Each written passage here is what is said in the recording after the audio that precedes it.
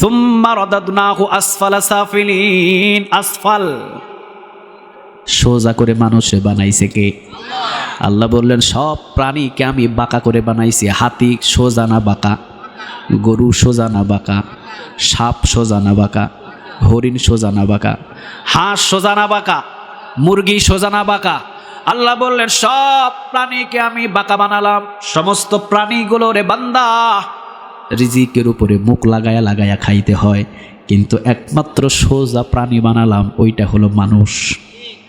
রিজিকের উপরে কখনো মাথা লাগানো লাগে না, কারণ রিজিকের উপরে মাথা লাগালে সেজদা হয়ে যাবে।